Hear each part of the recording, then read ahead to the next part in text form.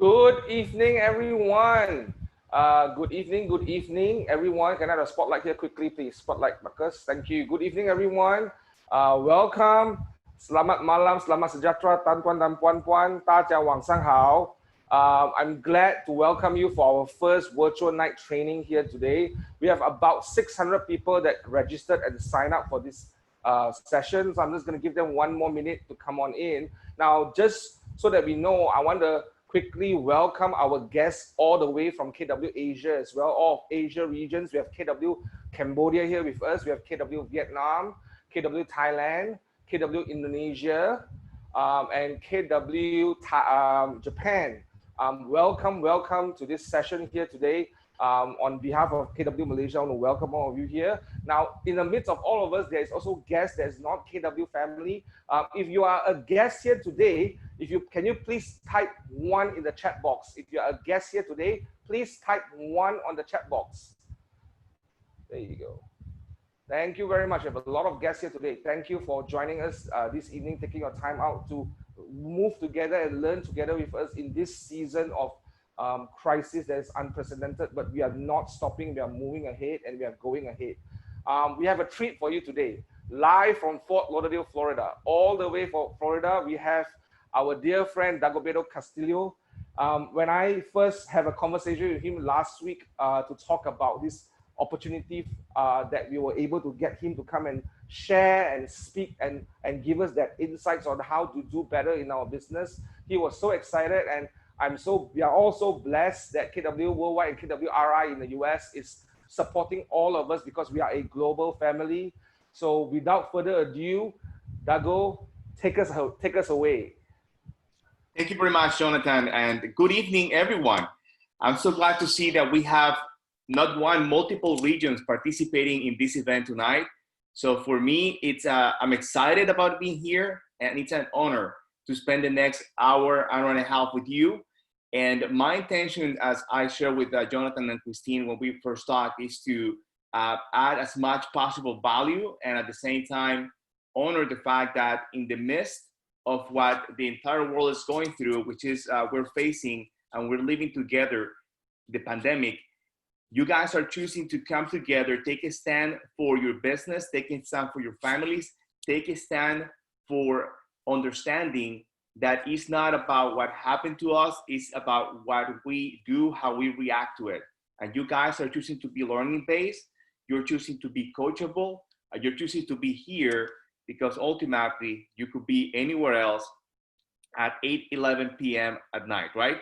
So congratulations for being here. And I'm going to go ahead and get us started with the presentation. And at the end, I want to ask everyone to please, before you disconnect, be sure to allow Jonathan to come back and share with us some announcements. And I'll make sure that I allocate enough time for questions. Everybody is ready to get started? Yep, okay. So let me go ahead and share my screen with you.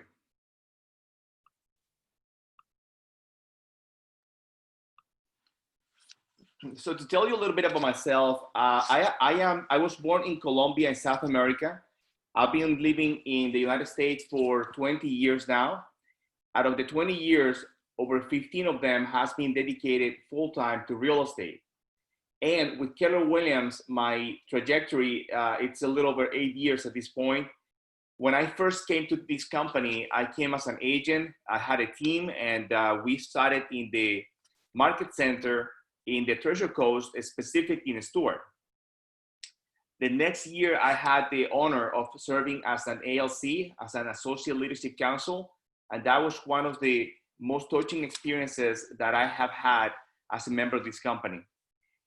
Then I received a pat on the shoulder, and I was invited to become part of leadership, and that's when I moved to Miami. And for 6 years in Miami, I worked in productivity and growth of the market center. In that office, we went from about 132 agents to 330 agents by the time that I moved to Maryland. I continued my leadership path in Maryland, and then I'm back in Florida in the Fort Lauderdale Market Center as a team leader.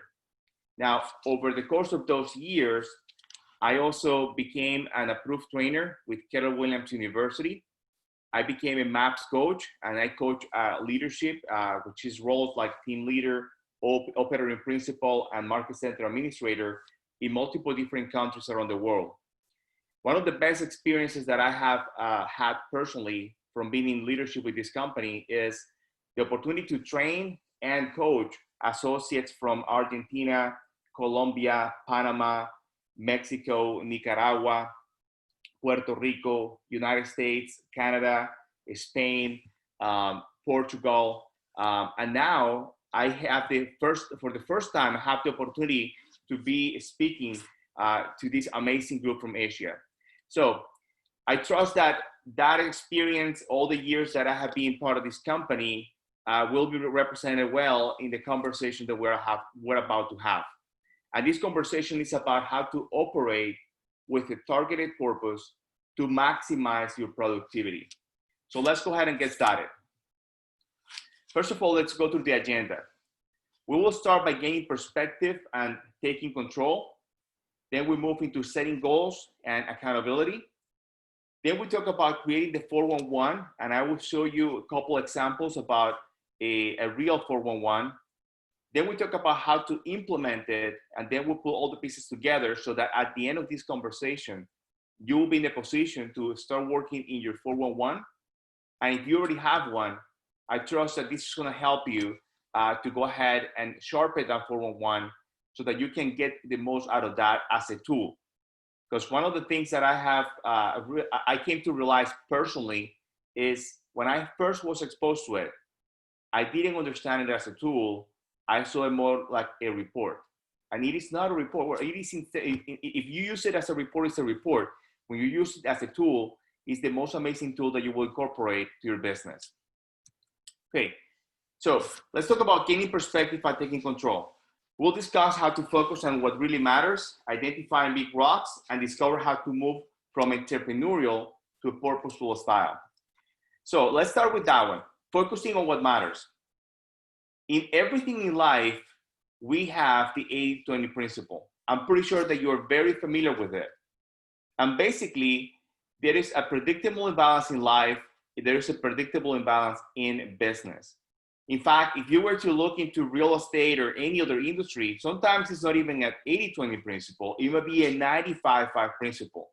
And what it tells you is that 80%, 20% of your activities will be responsible for 80% of the result. It is also true that if you're focusing in the 80% of the activities that do not matter as much as the 20%, you will be on pace to attain only 20% of the results that you're capable of doing. So we'll bring more context into this conversation later today. The other thing is that the 50-50 fallacy, we need to be clear that this is a myth, because we expect to see a direct relationship between effort and result. It is not real. Most likely you have experienced it in different areas of your life. And you can also see in the production, in the different associates that you have in the company. I mean, we all have the same amount of hours in a day. We are all exposed to the same training system, funnels, or tools, and yet you see different people having different results. The first thing that I will inspect in those individuals who are producing at the highest level, it's what's in the 411, what's in their schedule, and how do they choose to spend your day. Most likely you will find that what they have as a focus when it comes to their 20% activities, those who matter the most, might be different than those who are not performing at that level. That's pretty much represented in the 80-20 principle. That's what's real. The 80-20 principle is what's real. We also need to make sure that we understand what's the why behind what we're doing. Because there's multiple different purposes and mission statements that you will find in business, also in life. And yet, when it comes to your real estate business, be clear that it is the business responsibility, and you are the one who's driving it to generate a profit. Because profit from your business is what will be funding your big why. It's what will be funding your life. each one will provide opportunities for you and for your family, your loved ones, or anything that you're extremely passionate in life.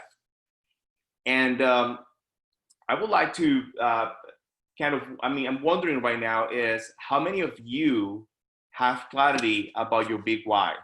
And what I would like to do is if Christine, you can help me monitor a little bit of what's going on with the chat, and perhaps keep me posted about different things that might be coming that we should go ahead and incorporate in the conversation. Would you please help me with that? Sure. Awesome. So I'm wondering if I like the way Jonathan did it. Like if you are clear about your big why, right? How about you put a 10 instead of a 1, a 10? I don't want to mess up with the number 1 because that's for guests. Please go ahead and in the chat enter 10. Okay. All right. So I see a lot of 10s coming in right now. Good. So congratulations, you have clarity on that. For those who do not have clarity on your big why, that's okay. That's okay. You don't have to have it defined. And yet you need to be clear about where you're pointing, in which direction you're moving. So this is what I want to invite you to do today. If you do not have a big why, go ahead and borrow one. Start looking into other people's big whys. And then choose one that really passions you, give you direction, give you energy, give you the purpose of waking up every day and knowing that even when you feel like not doing what you have to do, just thinking and focusing in that big why is going to get you going. Over time, you will find yours. So don't overkill yourself thinking that you have to have it right now, and yet be certain that you have a horizon and you know what exactly is going to drive you today, tomorrow, and then over time, you will find your big why, which, by the way, Simon Sinek says that the big why should not be something that is changing over time. I mean, once you find it, it is your big why, and that's your big why for you and your life. I mean, there's other factors that can change and not this one. The point that I'm making here is this. Your business has the responsibility to generate a profit. And you are the CEO of your business, therefore you are the one responsible to make sure and holding that business accountable to produce it. All right, so questions. Have you identified what really matters in your life?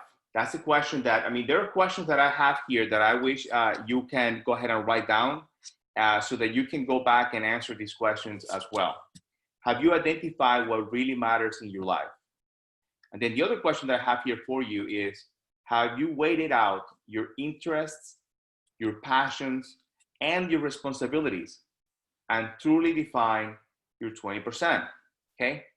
So remember, we're talking, and this conversation goes above and beyond business. So we're fortunate that Gary Keller, in the book, The Millionaire Real Estate Agent, he already gave us full clarity about what the 20% is for your real estate business.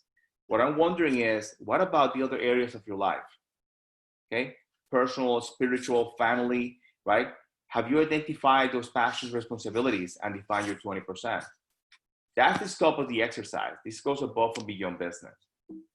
So let's talk about the big rocks in the jar, because I found this video that coincidentally is, it says that it's from Malaysia. So whoever recorded it is one of your neighbors.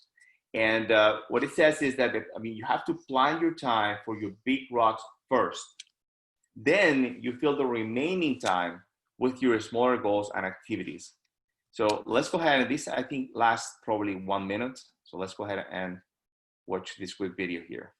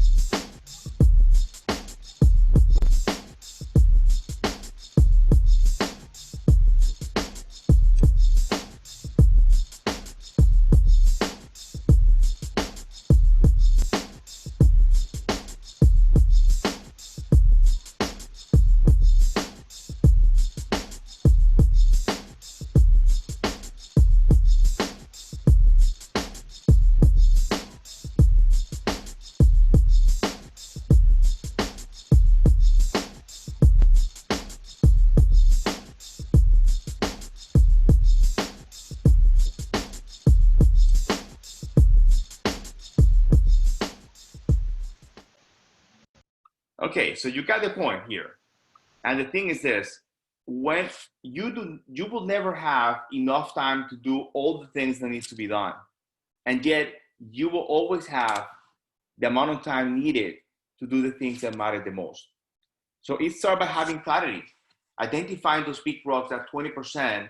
And as I just mentioned a moment ago, in the MREA, Gary Keller make it clear to you that the 20% of the mega agent is the 3 L's.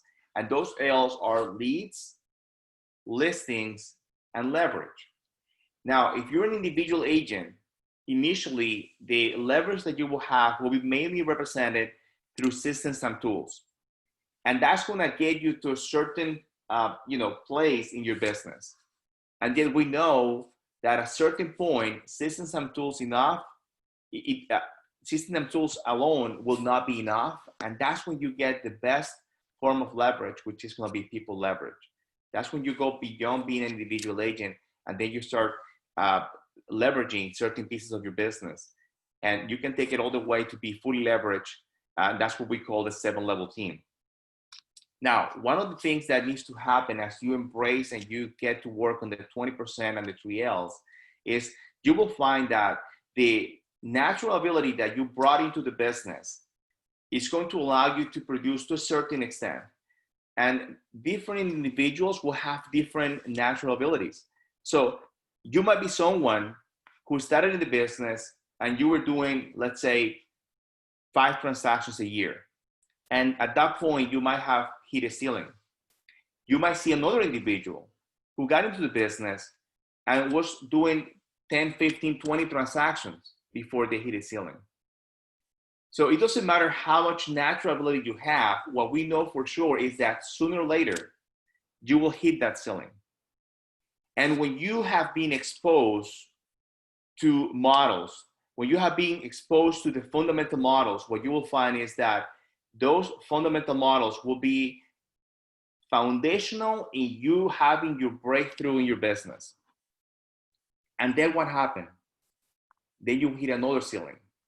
So when you're doing that, as you keep going and you keep finding ceiling after ceiling, what you will be doing is you will be adding to the models that you have, whether it's through improvement of those models, whether it's via adding creativity into those models. And yet, look what says here. Creativity must follow the models. What I mean with that is this. If you start your business and you start putting all this creativity into your business and you're lacking the models, at any point that you are deviating from your goal, you have no point of reference to go back so that then you know the path to go ahead and keep going towards your goals. When you start by adopting the foundational models, the benefit that you get is that now you have a point of reference. So as you start innovating or adding creativity into those models, if they are not serving you well, you know exactly what you need to do to go back to the model because you have that point of reference. So I trust this is kind of clear for you why it's so important that we start with models before we add creativity. And that's what we call moving from entrepreneurial, natural ability to purposeful. Now you're operating to models. So 2 things to look into this. Number 1, it may not happen overnight. There's an investment of time, getting the information, and then in training, the way we do it in KW is we are training for doing sake, meaning that you come here today, you're getting the information, you're being educated. Now you need to go and put it into practice, and then you go into the phase of implementation. So this is not happening overnight, and yet this is a constant everyday effort that you're putting in. So then you start adding those activities one at a time. And we'll talk about what those activities specifically are. So here are some examples, right, of what it's like to be entrepreneurial and then compared to be purposeful. So in the entrepreneurial style, and this is what comes naturally, you bring in your energy, you bring your drive, your excitement, right? Your enthusiasm, your positive thinking, your intuition, your effort, your emotions. So the point is this, guys, everything you see on the left side, that should be standard, meaning that this should be something you're bringing in. And one of the things that really get clarity about all these areas is when you identify your big why. And we just touched on that a moment ago. Now, on the right side is something that does not necessarily will come naturally. We have to work on this. And this is the E to P transition. This is when we become purposeful. Now we're focused.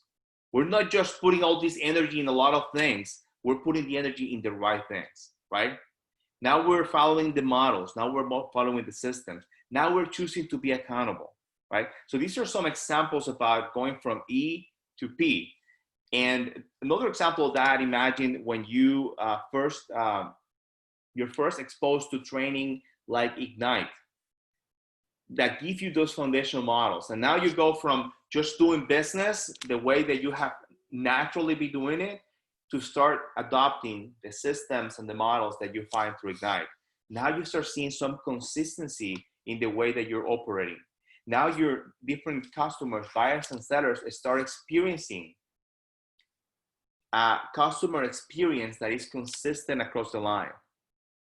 And what's most important, if you choose to grow your business, if your goals are such that you keep working and growing your business, eventually the team members that will join you, they will be embracing the systems and models that you put in place, that you started implementing yourself, so that even when you're not the one going to that appointment, that buyer, that seller, they can see that the standard of services that they were enjoying with you remain consistent even when someone else is the one coming to the appointment. So all these examples are really bringing this home for you to understand how critical it is from moving from E to P. So let's keep going. So we have begun to adjust our mindset by bringing clarity about the 80-20 principle. You already know what the 20% activities for you as a mega agent represent, and that's the 3 L's: leads, listings, and leverage, right? That should be your big rocks. And as per the video, those big rocks should be taken care of first in your day. And this is pretty much brought to full clarity in this book, The One Thing. And in The One Thing, they also explain that willpower is not at will, and that we have the highest level of willpower in the morning. Not only that, when we choose to take care of the big rocks in the morning, we hold ourselves accountable to do that. Even when fires showed up, even when other emergencies happen, even when those other transactions you have in your pipeline might require you to go ahead and work on them, there will be still enough hours in the day after you take care of your big rocks to tackle those things. And that way your day was protected, your day was productive, and nothing hijacked your productivity. So that's the importance of making sure that your big rocks takes precedence, and it's the very first thing that you hit in your day. And then we discuss about how to moving from E to P. So let's go ahead and start getting more into the goal setting and how to start putting the pieces together. So let's go into the next chapter of this conversation, which is setting goals and accountability. So we will review what it means to aim high. We will explain how to set SMART goals, discuss the importance of goal categories, and then review how to build accountability into the process. So let's start with aiming high. A goal is an end point, a finish line. Should we stop when we reach the goal? The answer clearly is not. And we'll talk in a moment about what's happening naturally, what's happening in your head. The closer and closer you get to that goal, it's kind of tricky. So that's why we need to make sure that we aim high so that our brain is not the one playing against us. Second, set goals that place the finish line far, far, far away. And then number 3, big goals, someday goals. Those are the ones that will keep you moving towards your highest potential, which, by the way, Gary says in the MREA, the big why, the pursuit of the big why should be an infinite game, should be an endless pursuit. If you put a finite definition for your big why, eventually you will get there, and the closest you get to it, you will find yourself decelerating And rather, when you're playing an infinite game, you always see yourself going and always working towards your highest potential. So let's keep going. This conversation here about aim high, what I'm showing you is the production and time representing this graph for someone that is starting the business, and let's say that you are at $2.5 million in production, and then you see that if you go from 2.5 to 5 million, there are certain habits that you will be seeing in the $5 million business that might differ to the $2.5 million business. Same applies to 25 million habits and 50 million habits. So you can have this same conversation in terms of production, meaning if you're doing 10 transactions compared to 100 transactions compared to 1,000 transactions a year, you will see that the habits that are in each one of these production levels are different. So when we talk about aiming high, it's really starting with the end in mind. If you were to, if rather than embracing habits, activities, the schedule of someone that produces 2.5 million, if you were to look into what does a $50 million producer habits look like, a schedule looks like, activities look like, database size looks like, marketing touch campaigns look like. If you start with that in mind and you start embracing those habits and those activities, you will see yourself making little adjustments along the way, and most likely every single year in your pursuit of 50 million, you will definitely exceed the smaller goals that you would have choose to embrace or to set should you have not taken this approach of aiming high. So this is what's represented in this graph. So the point is this: we get to think more, unless you are being exposed to this conversation and training, we will get to think in terms of what's this year's goal, right? And we might start writing here.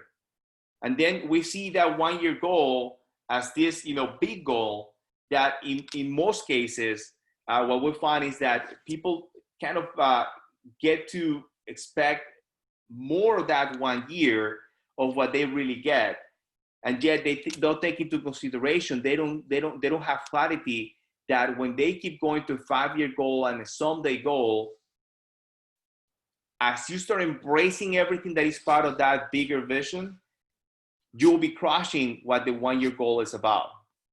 So that relationship between am I underestimating what I'm doing in 5 years is very real.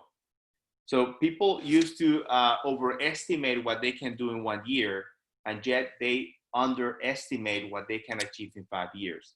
Now, if every year you are living and working towards 1 year, you might have lived 5 years, and yet you live 1 year 5 times. Am I making my point clear? I'm going to repeat that. There is a difference between having 5 years worth of plan, 5 years worth of action, 5 years worth of habits, 5 years towards working towards that aiming high goal that you set. And that's different than having 5 times live 1 year at a time. That might be the way you have been running your business so far. You might have been in business and every year you're living 1 year, compared to aiming high and really embracing that bigger picture, and then start focusing on the implementation. The moment you make that shift, you will see how you will completely exceed the goals that you set for this year and next year and next year, every year moving forward.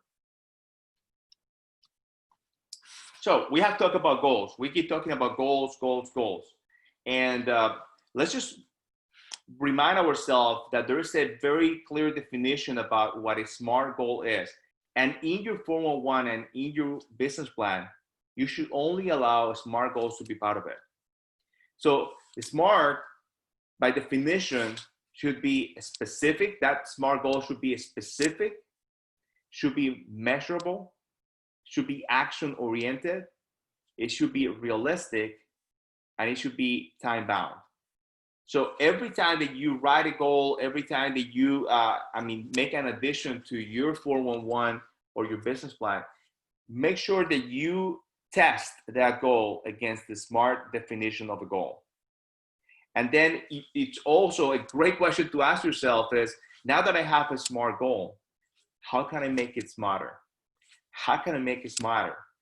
And the answer to that might be is, can I make it even more specific? Okay. Can I add additional action into it? Can I go and take the time that I allocated for this and cut it in half? Do you see the examples of how you can take a SMART goal and turn it into a smarter goal? That's what you should be doing with every one of them. Okay. Now, in terms of what would you use, what would you allocate or add into your 401? Okay, we have multiple examples for that. One of them is the 8 goal categories for the mega agent. They are presented in the MREA. You can see on the screen which are these categories, and I just realized that I have 7 on the screen. I'll give you number 8, okay, in a moment. So first is leads, then listings, then contracts written, contracts closed, money, people, systems and tools, and then your personal education, your personal professional education. That will be number 8. All those categories you can find right here in this book in much detail. And there are trainings such as the 24 topics of the MREA, such as business planning, in which we actually go deep into each one of these categories. We will give you some examples later today. We can also take this multiple categories and really narrow it down into the 4 conversations. So the 4 conversations are centered in listing appointments, listings taken, closed transactions, and in closed transactions, you have both buyers and sellers, and then profit. So again, these are just examples that you will find across this. And we will take from these examples to build our sample 411 later in this conversation.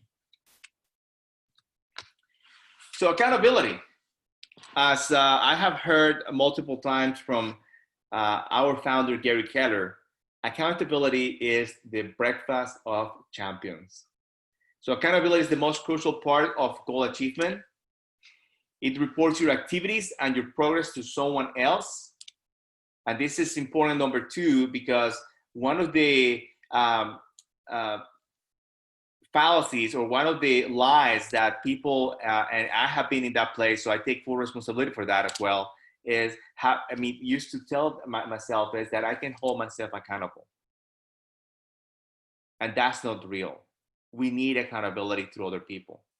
And that could be the peer that you have next to you on the Zoom call right now. If you look, you have people around you. People are participating here with you.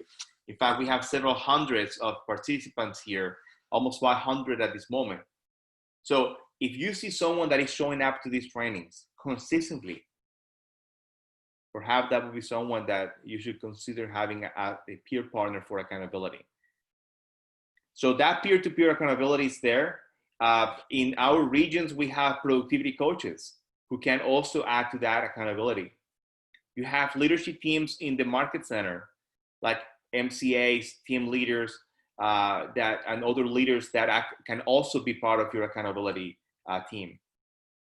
Then we have MAPS coaching, our coaching division, in which you can have a coach that is one-on-one working with you in holding you accountable and make sure that we're always working in getting you to not only hit your goals, exceed your goals. So we all need accountability. And I'm telling you this, the more accountability that I have added into my life and my business, the faster and the better chances I have had to attain every result and every win and every success that I have had to enjoy so far. So as you go into growing your business, as time goes by, don't think that accountability relaxes. Is the total opposite. Now you are the one asking for that accountability. Now you're the one choosing to be accountable. Now you're adding accountability to areas of your life that you were not having accountability before. That's all part of the path of you working towards being that better version of yourself each and every day. And then when it comes to business, accountability will always improve your performance. So here we have also some facts. Individuals with written goals have 42.1% better chance to achieve them. Individuals with accountability have 77.6% better chances to achieve them. So it's your choice. It's ultimately your choice, right? All we know is that if as a result of being here today together, you have a better definition of your goals, that's a 42% better chance of you achieving them. Now they will be written, they will be in the 411, okay? Now you have positioned yourself to have a better chance to hit those goals. Now on top of that, now you're using the tool of the 411. Now you have identified your team of accountability partner, your accountability partner or your team of accountability partners. Now you have taken yourself to 77.6% chance of achieving it. Congratulations for being here today. Now it's make sure that you take action with that. So let's go ahead and start identifying the elements of the 411 and start working towards creating a 411. So let's kind of dissect that 411 and see what exactly it's about. Why 411? Where is that name coming from? So let me tell you what it is. It's 4, it stands for 4 weeks, 1 month, and then 1 is 1 year. So it's really starting with that annual goal. What that one thing, the main business objective that you have for 2020, that's going to be the one for the year. Then the question becomes, how will this month contribute towards me achieving that annual goal? And then we'll chunk it down into weekly specific activities that you will be completing, weekly goals that you have that will support achieving the multi goals. Now, categories, you can have multiple categories. Here are very useful ones that we suggest you take into consideration. Job goals, business goals, personal finance goals, and personal life goals. When it comes to your job, there are 5 income producing activities that you do as a real estate professional. The first one is sharpening your skills. And by the way, this is the one that will support you better your conversion ratios in a very effective way, which is practicing your scripts, your presentations, your objection handling. That should happen daily.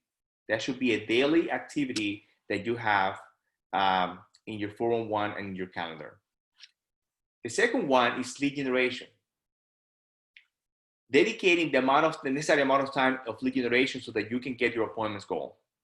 That's the second job. So by the way, I said 5, and yet these 2 are responsible for the other 3. There's no the other 3 without the first 2 happening. So the third one will be lead follow-up. So through lead generation, you will identify leads, and then through lead follow-up, you convert those leads to appointments. The number 4 is actually go on those appointments, like going into those appointments. And then number 5 is negotiating contracts. So negotiating contract, that involves you closing on that seller so that now you have a listing taken. That involves you closing on that buyer consultation so that now you have a buyer who has committed and is under agreement to work exclusively with you. And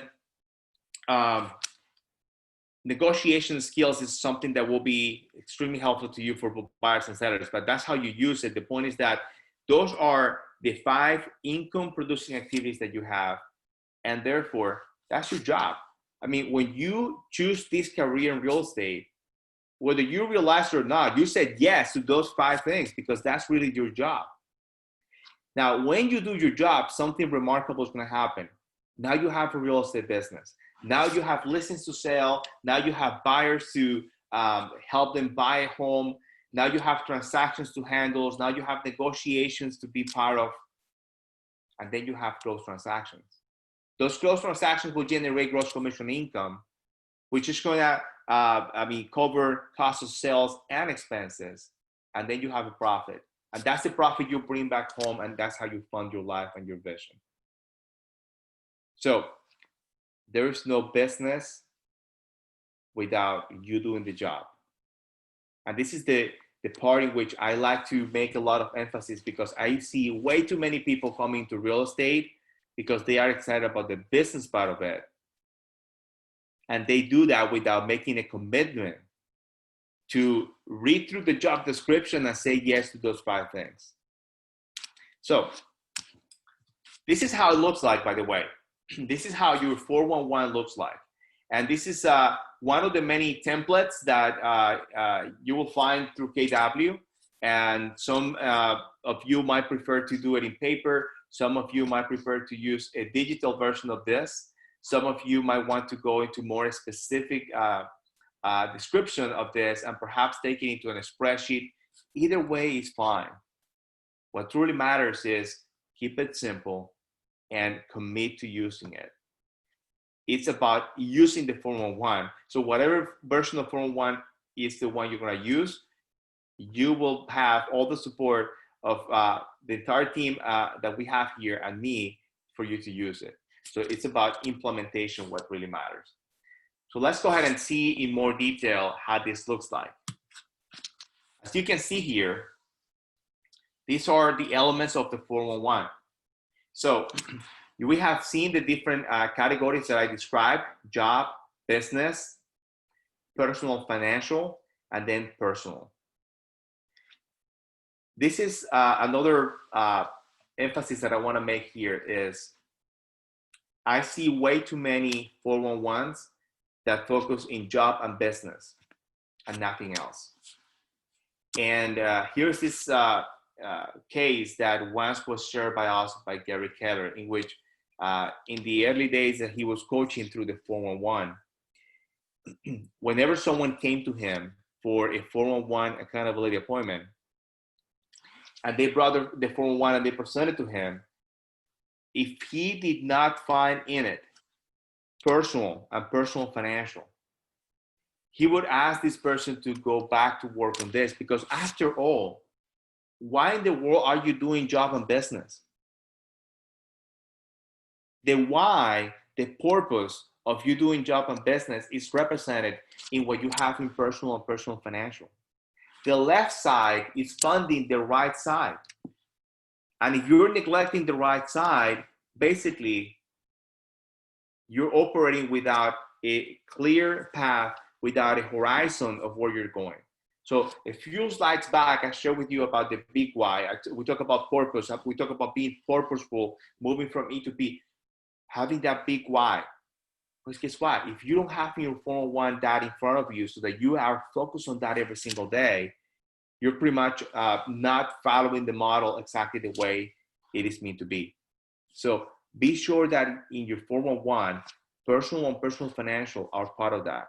And for anyone in this conversation who is working on accountability, whether it's peer-to-peer accountability or any member of leadership team in this call who is doing accountability with your associates, please be sure to have them enter their personal financial and personal goals into the 401. And by the way, hold them accountable to it too. Hold them accountable to it too. It's not like, okay, now I see it on the report and yet we're only going to be talking about job and business. Every individual that we have an accountability conversation with, we have to remember we're talking to the whole person. We're talking to the whole person.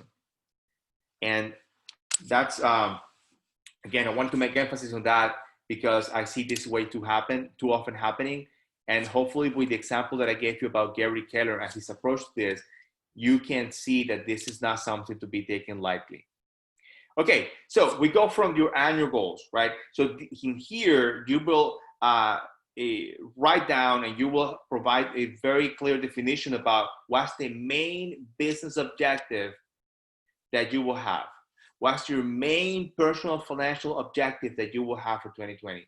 What's the main personal objective that I'll be pursuing in 2020, right? So whether it's one thing or a number of things, what we know is this: you should keep it within 5 to 7 maximum. 5 to 7 maximum. I mean, when you start diluting this into 20 different categories, basically you're not focusing on any of them. So a good example of that is what I told you about the 5 elements of your job, right? Your job description, right? Practice your script dialogue, presentations, objections, and lead generation are the 2 most important ones that support the other 3. Lead follow-up, go on appointments, and negotiating contracts. That's it. That's 5. If I start tracking 20 things, I get lost in that. There's simply no focus in that conversation. Then you ask yourself, what activities must I do this month that will help me stay on track with my big rocks? And that's how you move from your annual to your monthly goals. So the question will be, what needs to happen in April in my job, business, personal, financial, and personal spectrums of my life that will support the annual goals that I just defined a moment ago? So this is where you chunk it down from annual to monthly. And then from monthly, you ask yourself another question, which is, what specific activities must I do this week to stay on track with my big rocks? And that's how you chunk it down to weekly activities. Now, one additional element of clarity that I want to bring to you now is the following. It's not taking that annual goal divided by 12 and then allocate it to every month an exact number. It's not taking that monthly goal divided by 4 weeks and then allocate it to every week the same number. Because that's not how life goes about. I mean, I don't know about you. And last time I checked my calendar, there are months in which I have travel arrangements. There are months in which I have trainings to attend. There are months in which I might be taking time off with my family. I might be going on my vacation. There are months in which I might have a medical procedure that will take me, it's going to put me in bed for 2-3 days, right? So we need to plan for all those things. And that's how we eliminate any surprises or unforeseen things when we're actually working in this. So we will see this more clearly as we go into an spreadsheet that I'm going to show you an example of the 411. The point is this: the moment you start just taking that annual goal divided by 12 and then that monthly goal divided by 4, and that's how you come to this, you're treating this as a report and you're not treating this as a tool. And most likely, you will see way too often that you're coming off track. So just take that element of clarity there with you. So adding more into the elements, right? So type of goals in the 411, annual goals, they said your big rocks. As I mentioned, 5 to 7 should be the maximum. Monthly goals is breaking it down into monthly increments. And then weekly goals, you're planning 1 week at a time. 1 week at a time. Why you plan 1 week at a time? Because that week has a responsibility of contributing towards your monthly goal. And yet, until you have completed that week and you know whether or not you hit the goals that you have for the week, is that you can define the following week. An example of that is this week, I had a goal of going to 4 listing appointments. And I only went to 3 listing appointments. Next week, I better have in my 411 going to 5 appointments, because I have the 4 that will be required to contribute towards the monthly goal, and then the extra listing appointment that I missed the prior week. So now my second week is going to have 5 listings appointments in it. That's pretty much the adjustment that you will be making, so that the most that you will be off track will be 1 week. Questions to ask yourself: what is it that you want to accomplish? That's the what question. Then the how question: how are you going to achieve your goals? And then the when question: when are you going to accomplish these things? Again, this is part of you adding a smart definition to it. Okay, so let's go ahead and talk now about time blocking and examining your productivity. So time blocking is a powerful time management tool.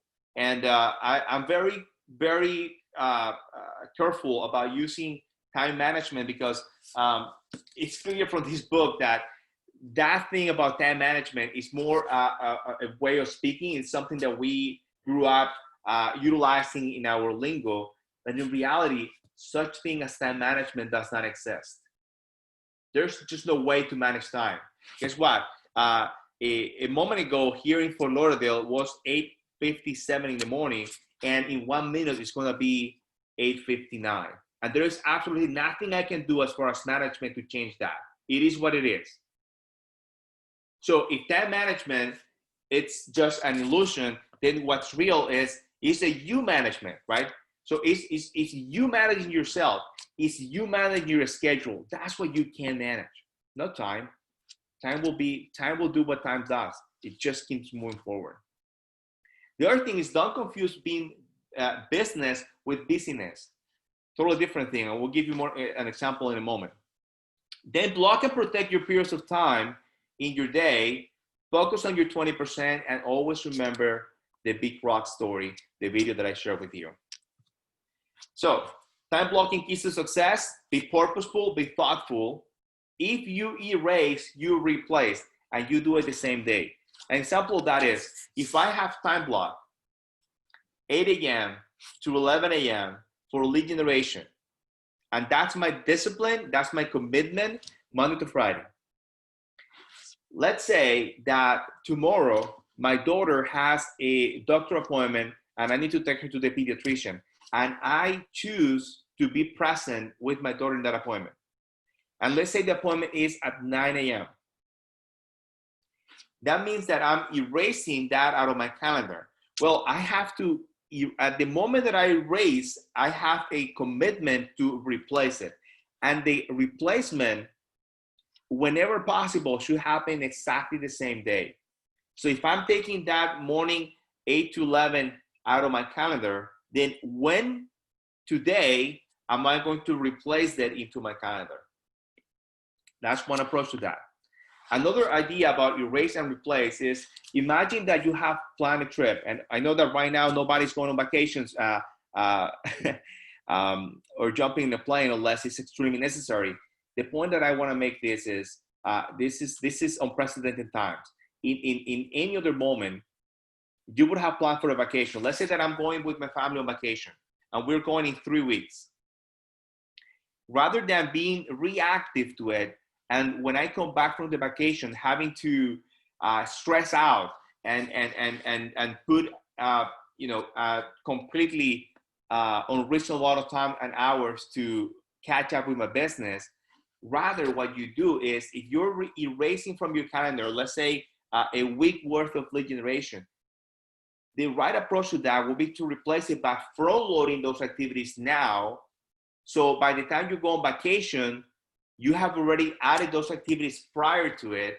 And then when you come back from vacation, you resume your normal activities rather than having to be reactive and catching up with that. Then be diligent, and then being consistent. Consistency is the secret sauce for this. You gotta be consistent. This is not I do this, the beginning of the month, or I do this at the end. This is every single day. Every single day. Gary Keller says, make peace with boredom, because that is going to support your success. All right, so business versus busyness. So in business, time is focused on business needs. In busyness, time is not focused. In business, you have clear models and systems. Business, you're unclear about it. And you have scattered activities. In business, you time block up front. In busyness, you give every activity equal importance. In business, prioritizes have to and to-dos. In busyness, you are procrastinating. So your calendar is critical. Your calendar is critical. Gary Keller says that over and over again, and it's not about selling real estate. It's about you having a schedule that supports your goal, and then you stick to it. Stick to it. So your success is going to be dependent on how much you choose to be accountable to following the schedule. And you will have your schedule there for you, and yet just having it there is not enough. You have to act upon that. So to be truly productive, you must practice those productivity habits. And it starts with identifying your unique abilities. So that also means that you're creating a not to do list. So I know what my strength zone is. And everything that is not within my strength zone, I have the opportunity to build or add systems and models to it that support me, leveraging me on that. And I also have the opportunity to find people leverage to help with the rest. And if I have to eat that frog in the beginning, that's okay. And yet by being clear about what should be my not to do list, I can also plan a budget to be able to leverage that out as soon as I possibly can, as soon as my business is ready to fund that leverage. Then just say no.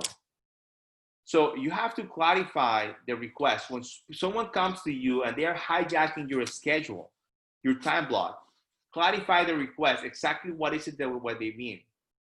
And then be polite and firm if you need to say no, because by the way, no is a full paragraph.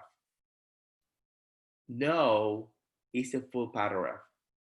When you get into no and then you start giving all this additional information, just say no. Just say no. And by the way, no doesn't mean that it's a no absolute. It's no between 8 and 11 because that's my time block for lead generation. However, Jonathan, if we were to talk today at 4:30 p.m., I have space in my calendar. Would that work for you? So you can always reallocate that, and yet you are now choosing to do it in a space of time that doesn't conflict with your big rocks. That's the option of suggesting viable alternatives. And then delegating. Delegating is an amazing skill that we should all work and embrace every single day. Some people, they have a high natural ability when it comes to delegation, others don't. You have to learn that skill. And we have systems for that. And we have great models for that as well. We have career visioning, 30, 60, 90, success through others. So all these multiple different courses, curriculum, systems, and tools that help us be effective in delegation. And the reason you want to be effective in delegation is because if you do it incorrectly or you have non-talented individuals that you're actually delegating, most likely it's going to fall back in your lap, and you don't want that to happen. So let's go ahead and review now that we're putting everything together. Review the energy plan that is presented in the Millionaire Real Estate Agent, and then let's work on creating the action plan so that we can start working towards wrapping this conversation. So this is your energy plan, okay? Meditate and pray for spiritual energy. Exercise and eat for physical energy. Hug, kiss, and love for emotional energy. Plan and calendar for mental energy, and then lead generate for business energy. Now, all this by 11 a.m. every single day. You will get a lot more content on that plan right here in the MREA. So be sure to review this in your book. Also, it is important to understand that success, and this is covered in more detail in here in the One Thing book, is success will happen gradually and then exponentially, okay? So this is the myth that you feel that, okay, I start doing the activities today and this is the trajectory of how results will show up. No, there might be a couple exceptions, and yet do not come with the wrong expectation. You have to plant the seed, nurture the seed, and you will see how this is gonna be playing out. So to give you an example, if today was my first day in real estate and I have a goal of generating $200,000 in income over the next 12 months, 6 months into it, I might not be at 100,000, and yet that doesn't mean that I will not be hitting or exceeding 200,000 at the end of the year. I'm putting the foundation in for my business, and then all that energy and time invested in nurturing and strengthening the relationship with my database, in growing my skill, is going to pay off, and it's going to see that exponential growth of results coming to me over time. So as it says here, grit is the get up in your goal. So that's kind of, something to keep present every day. I wish everyone would have this graph in front of you right there in the area in which you lead generate every single day. All right, so let's go ahead and work towards the worksheet. So here is, we started by identifying our someday goals, then we chunk it down to 5-year goals, then we took it to 1-year goals, right? That's when we actually introduced right there, we start working on the 411.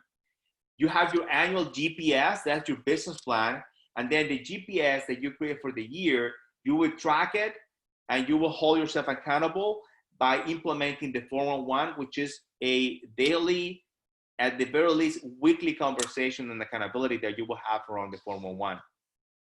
And then from the 411, you identify your 80-20, and then your 20% should go ahead and hit your schedule, hit your calendar, and then the 80% will pretty much find its place outside of the time block of your 20% activities. So utilizing the one thing principles come extremely, extremely helpful in you working towards implementation of your 411. So you identify the one thing. What's the one thing I can do in the blank spectrum of my life so that everything else becomes easier or unnecessary? So asking that focusing question in every aspect of what you have in your 411 is coming really helpful to you. So this is going to help you think activity. Then you time block your one thing, right? And then you protect your time block, you find your bunker, and you add accountability. We talk about time blocking and making sure that your calendar is properly secure, that you are front loading activities if you're going on a vacation, and then that your calendar is solid blocked for the hours in which you're working on your 20% activities. Another thing that I want to talk to you about the 411 is that ultimately the goals that we have, the goals that we include in our 411 will come from you completing your economic model. And I'm certain that Jonathan will have a training event that is going to be speaking about the foundational models of the MREA, and you will have a chance to be exposed about going step by step to complete the economic model, lead generation model, budget model, and organizational model. But I'm going to show you here that, as we said at the beginning of this conversation, profit is really the key to the game. The reason that you're in business is to generate a profit, and that profit is going to fund everything that is worthwhile in your life. So this is for a mega, what we consider a mega team, a million real estate agent team. Let's say that you're pursuing having a profit of $1 million. That's 40% of your gross commission income. And then you're allocating 30% towards operating expenses and 30% towards cost of sales. So that's where the allocation counts. So you're allocating 30% in expenses, 30% is your cost of sales, and then $1 million or 40% will be your net income. So in order for us to generate that $1 million in profit, we need to gross $2.5 million. If the average commission amount is $7,000, that means that we need to close 360 transactions. Now the question is, how many of them will be buyers and how many of them will be sellers? If that will be a 50-50, then 50% on the listing sold, meaning that out of the 360 transactions, half of them, 180 will be sellers that we are getting to the closing table, sellers sold. Then we got the conversion ratios. So if 75% of the listings we take are selling, that means that we need to take 240 listings in order to close on 180 of them. Then the next conversion ratio is how many appointments, what percent of appointments that I go to, I come back with that listing taken. If 70% would be that conversion ratio, we need to go on 320 appointments. Now this is annually. If we take that same path on the buyer side and we use the same numbers, that means that we need to go to 320 appointments on the sellers and 320 appointments with buyers. Now, we chalk it down by month, that's 27 per month or 7 per week. So a team that is generating $1 million in profit a year with an average commission of $7,000, they need to go to 14 appointments a week, half of them buyers, half of them sellers. Now, if these numbers, are right now something that you're wrapping in your head, I'm gonna go ahead and just take out 1-0 so that you can really, connect. So anyone who's not producing at this level, you can connect with these numbers very easily. So the same exercise, but now instead of $1 million, it's $100,000 in profit. That means you will be generating $250,000 in gross commission income. Half of that, 30% of that will be cost of sales, and 30% of that will go to expenses. Same math. However, now it's 36 transactions with the same average commission amount of $7,000. If you do the same exercise that we did, that boils down to 32 appointments with sellers and 32 appointments with buyers per year. You chunk it down by month. That's a combine of 6 appointments per month or 2 appointments a week. So 2 appointments a week will get you to have this size of a business.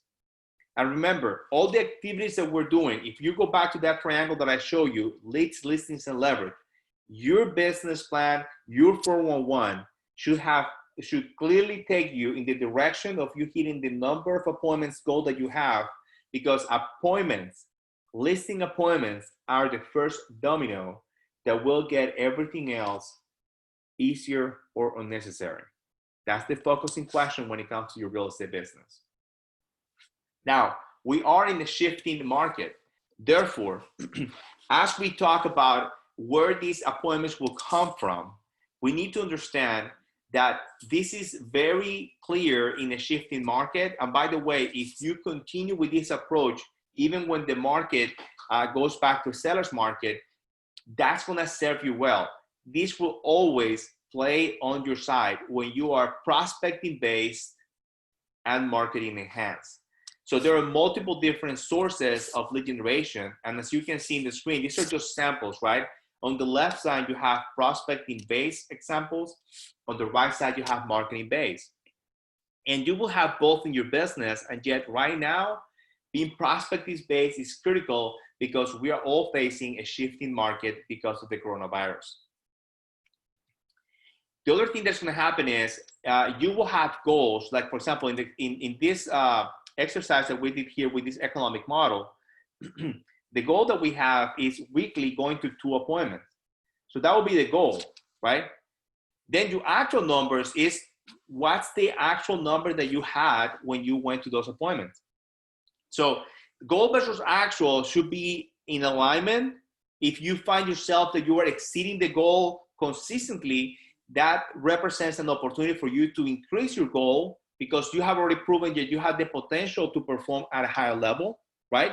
And if you see yourself underperforming with respect to the goal, well, that's where we start looking into your time block, your activities, objection handlers. I mean, just keep in mind that the fact you're tracking in 411, there is enough information in the 411 that is going to help us diagnose where is the opportunity for you to improve and then put you back into hitting your goals. But that's a conversation that we always need to look. We need to look into the goal and the actuals, and that's how we assess what are the opportunities that exist in your business. So we start with setting goals, then we do the activities, then we measure the results, and this is where you start feeding your 411. You will evaluate progress. Are you seeing yourself that every week you are making the adjustments so that you are back on track to hit your goals, right? And if not, we have to make adjustments. We have to make adjustments because ultimately these goals are to be met. These goals are to be met or exceed. So this is the cycle of accountability that you will have around your 411. So questions to ask. And this is for anyone that is, if you're doing a peer-to-peer accountability session, these are questions that you are asking each other. If you're doing it with one of the leadership team members, these are the questions that you'll be ready to answer during that conversation. So what were your priorities last week? How did you do? This is evaluating the actuals, okay? How do you feel about that? And then based on that, what would you do differently this week? So it's a very simple approach. And there are many, many models that coaches utilize by having these accountability conversations with you. And yet here in front of you, you have a very simple approach that you can start using when you have this peer-to-peer accountability conversation with your associates. 4 questions. What were your priorities last week? How did you do? How do you feel about that? And then based on that, what would you do differently this week? We're looking to have that adjustment immediately. When interrogating the 411, remember, it's results-based versus activity-based goals. That's what you have to take into those things, right? Results-based versus activity-based. This is the point. In their lead measures, that's the input, that's what you have control over, and there's the lag measure. Lag measure is results. Lead measure is what you are in control. It's what you're putting in. To give you an example of that is, a lead measure is how many contacts am I doing today? I'm in control of that, right? That's a lead measure. A lag measure is how much gross commission income I'm gonna be doing this year. That gross commission income is an output, it's a result of the activities that I'm putting in. So that's the lead measure. So be sure to utilize and embrace activity-based goals, lead measures into your 411. You have the to-do list versus the must-do list, okay? So your calendar, only the must-do list, your 20% is what should be hitting your calendar. And then everything else will be in the to-do list. And then once the 20% activities have been completed, is when you have green light to go ahead and work on your to-do list. Priorities in order of priority. So even when you look into your 411 and you look into your priorities, the question is the one that you have first the number one priority, the second, the third, or are you finding yourself that even in the 411, you have scattered your priorities? So the way that you list things in your 411 should be in the same order of priority that you need to be tackling. So this is when you get into the 20% of the 20%. So what's your extreme Pareto principle when it comes to those activities? That's what it is about, okay? And then last, does your planner match your priorities? Does your planner match your priorities? Your calendar has to reflect that. If I look into your calendar, the question is it supporting your 411? Is it supporting your goals? That's a critical aspect we need to look at. So, guys, let's shift into action, okay? A dream written down with the day becomes a goal. A goal broken down into steps become a plan, and a plan by action becomes a reality. So that's what the 411 is intended to do, and that was the goal and the purpose that I had in sharing with you here today.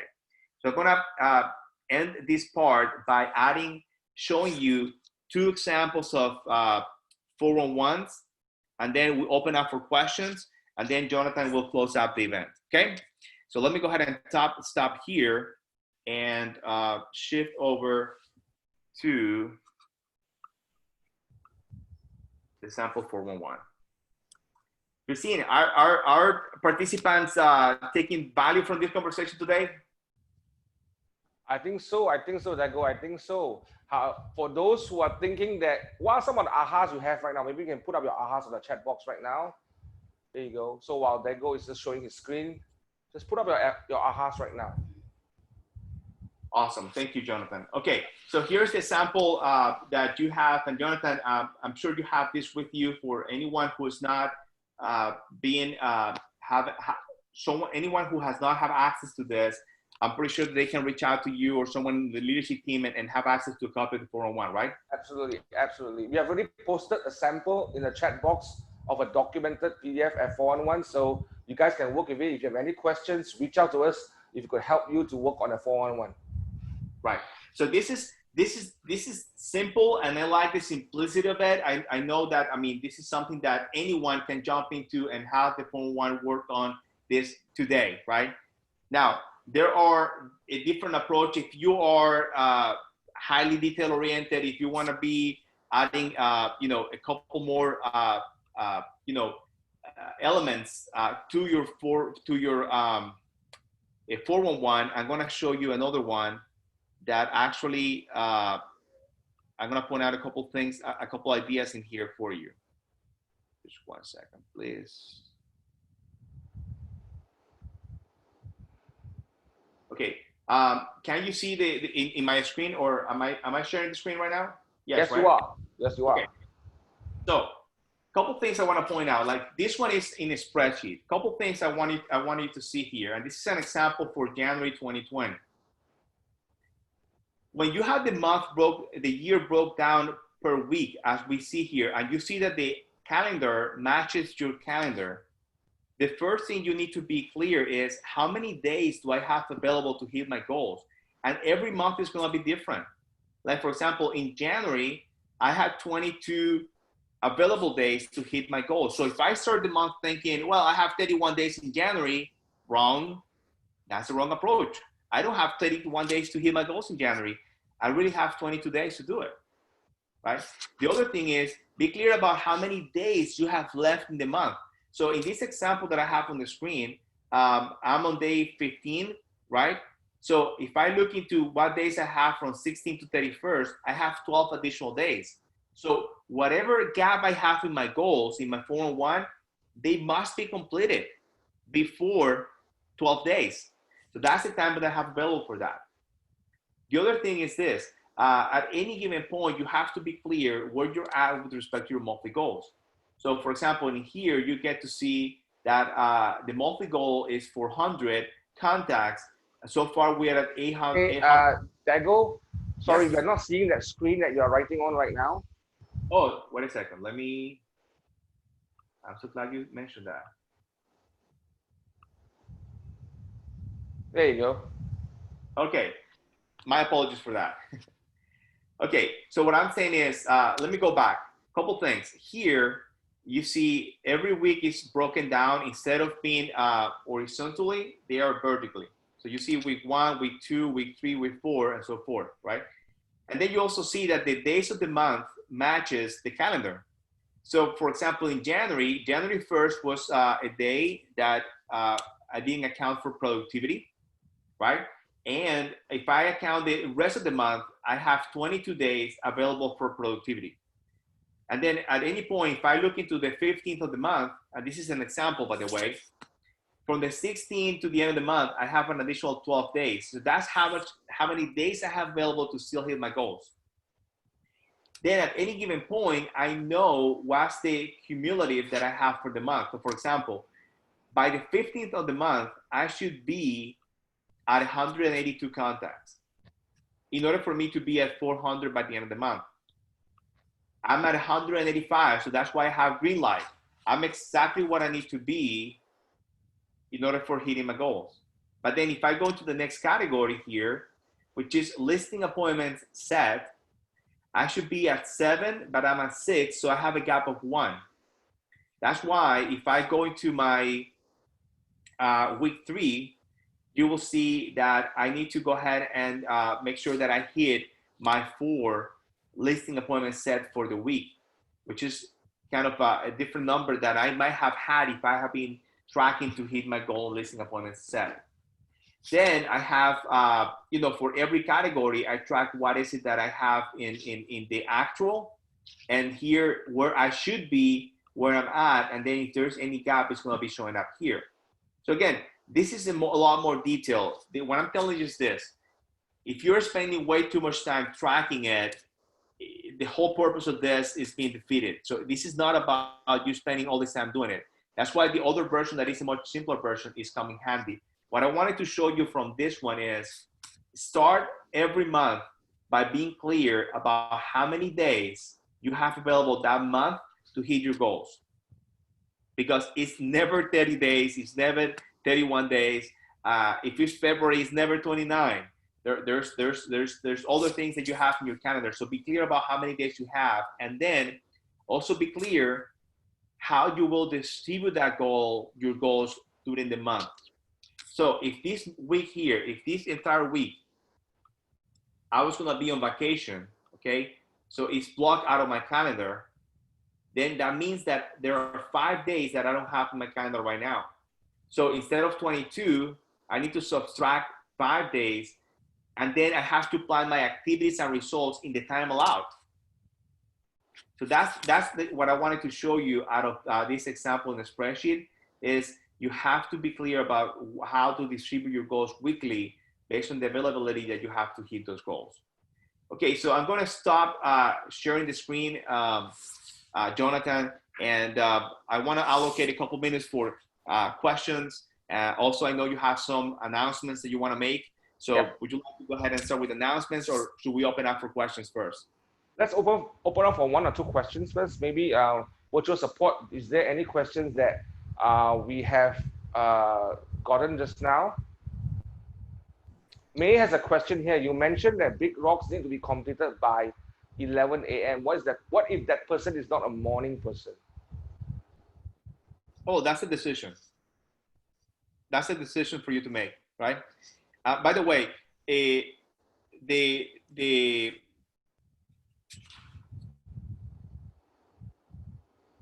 when someone says I'm not a morning person, I hear that's an affirmation. It's an affirmation that has a lot of energy in it.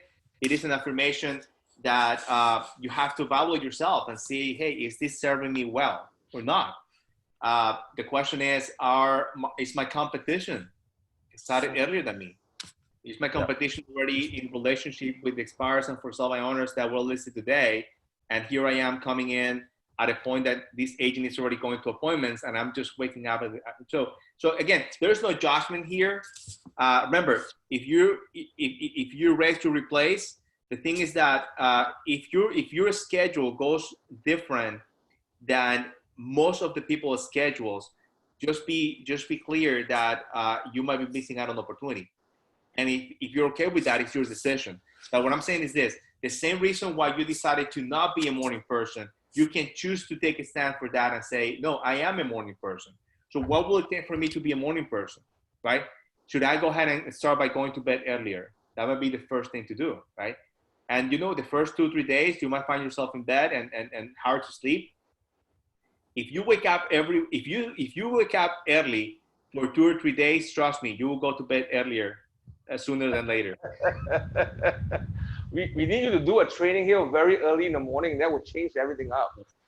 So ask yourself the focusing question: what's the one thing I could do to embrace being a morning person that will make everything else easier or necessary? I'm telling you, put your alarm clock at 5 in the morning for 3 days, and you will go to bed earlier. Hey, there you go.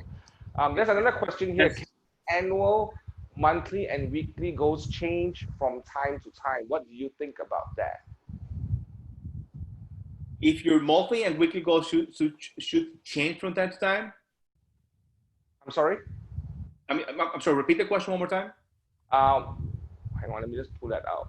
Can the annual, monthly, and weekly goals change from time to time? They could, like for example, it is a model that we follow, that we reassess our goals mid-year, and we look into that. I live in an area in which hurricanes are quite common. So one of the things that I have worked with my coach is we take our annual goals and we focus on what will it take for us to hit those goals by June 30th. Because in June is when the hurricane season starts. Yeah. And I have been in situations that we were ahead of our goals, and then we had a strong hurricane season, and that can change quite rapidly. So what I'm saying is, without outside forces or outside, situations like the one that we described, like for example, we look at what's going on right now with the pandemic, right? It's it might cause you to make adjustments and to revisit a couple of things. So what we're doing is we're working, we're coaching now to do a pivot GPS, like go to your business plan and revisit that business plan and create a business plan for the next 90 days, right? So that's a 30, 60, 90 plan for your GPS. Yep. Because right now things are just different. Like you have to make adjustments on how you're doing business. Yep. And yet we trust and we have faith that this shall pass. Yep. And we shall see this, at least see us in some degree of normalcy within the next 90 days, right? So we are looking to shift our GPS for the next 90 days. You might need to make adjustments to your activities, right? And then soon enough, we'll go back to the normalcy. Now, I will also inspect of what's causing that conversation to happen. Because ultimately, if you start with a big goal and then every month you're chunking it down, I mean, well, why is that happening, right? Let's go ahead and inspect. Let's have a conversation. Let's look into the 411, the scheduled activities, and based on that, let's do a diagnosis of what is it that needs to happen in business. Yeah. And I think that's where the pursuit of clarity of what works and what doesn't work, even in terms of how we manage our budget, what is green light and what is red light, all this clarity is definitely necessary, especially in this season that we are going through right now. And I think in every season, doesn't matter that clarity is the focus on getting that clarity on what works for that moment and for that goal. Its purpose is really very purposeful and very important. I think we are running out a little bit of time. I'm gonna ask Dago to hang on for 1 minute just before he leaves and just give us a little bit last golden nuggets. And I'm gonna quickly give a quick announcement. And this is a very important announcement that I think that you all should take attention. Can I have the announcement, please, virtual assistants? Okay. How many of you like the session today? If you do, just give me a 5. If you like, all right, awesome. Now, we are going to have another session next week on Tuesday. And it's going to be by the famous Wendy Papasan from Austin, Texas. Will be live with us from Austin, Texas at 9 p.m. on the 28th of April on Tuesday. And she'll be talking about virtual open houses. And one of the things that we want to do right now is to move our business virtually as much as we can. And we were making some announcement with some of the collaborations with some of the partners that we have to bring virtual house viewings and virtual open houses and virtual viewings to KW Malaysia next week. So we're making an announcement next week. So join us for this session to learn how can we pivot in this season. Now, we all just got the news. Our lockdown has just been extended for 2 more weeks by our Prime Minister just an hour ago. So this is important for us to start shifting and pivoting into the virtual world of business. Next slide, please. We're also having a training tomorrow afternoon about how can we make sales during this COVID-19 season. Ong Yin Yan, our Emerge platform leader, is a mega agent. She will be sharing how she's even closing deals 2 days ago, right? So she's going to tell you some of the things that she's doing virtually and how is that going to happen. I would ask that you would sign up for this class. Just take the link and copy and paste that link on your browser, and you can just log in straight away. Next slide, please. Now, for some of our guests here and our agents that did not join me for my announcement yesterday, we are now raising funds to support all real estate negotiators all over Malaysia. We want to raise funds to support them with some minimal help in getting them certain basic necessities like food and provision, because we know this is a very tough time. And when we are extending the MCO right now, a lot of people are struggling, and I'm asking you to support us. And if you see that what we are doing here in our training is valuable to you, do support us in this fundraising so that we can actually raise funds to support all the thousands of agents that we have in the entire Malaysia. So our goal is to support all agents in Malaysia as much as we can with need. So this is an opportunity for you. If you just quickly screenshot this and join us to raise that 100,000 that we can support about 300 families. We have an allocation to support about 300 families. I hope you can support us and join forces with us wherever you are. And feel free to share this out with your friends. I think we need to help these people in our industry. Can I have the next slide, please? Are we done? And if you are struggling or you know any agent that is struggling right now, please get them to call our market center administrators. We will make sure that that we will not reveal their identity, and only 3 of them will be having conversations with them to evaluate how can we support them. So please get friends or forward this out to the market of all the real estate negotiators so that they can have opportunity to get some help during this tough time. And we are trying to scan the gap, trying to bridge that gap to just help these people. Perhaps we could help them in the next 1 week or 2 months, right? So thank you everyone. Now, Dago, thank you for adding value for us today in Malaysia. I know you're rushing off for another meeting right now, and you're taking the time off to really add value into our lives and our business. Is there any last nuggets of wisdom that you want to share with our audience here in Malaysia? Yes, thank you, Jonathan. I will first say get your team to do a workshop so that together there can be collaboration about putting the 401. The combined result of the synergy about 500 participants, trust me, it will outpace what one individual can do by 1,000 times. So my encouragement is, now that you took the time to be here today, immediately time block for a workshop so that you can start working on your 411. The second part is that I want to close with is, and this is something that I want to share from Bob Riley, and it says, hard times don't create heroes. Hard times don't create heroes. It is during the hard times when the hero within us is revealed. So each and every one of you, you have a hero inside you. And in times like the one we're living today, you need to let it out. Let it out. Let it out, because it's inside you. We're all heroes, and we all have the ability to impact this world in a positive way. And now more than ever, this world needs our contribution. Building a profitable business and being profitable is part of that, because that's going to allow you to do more and contribute more. And ultimately, that's part of your purpose. Thank you very much for the opportunity to be here today. It's been an honor to be present and participating. And I look forward to see you again in another event. Good luck to you. Stay safe and healthy. Thank you very much. Stay safe, Dago. You see you and talk to you again. Thank you very much. Thank you.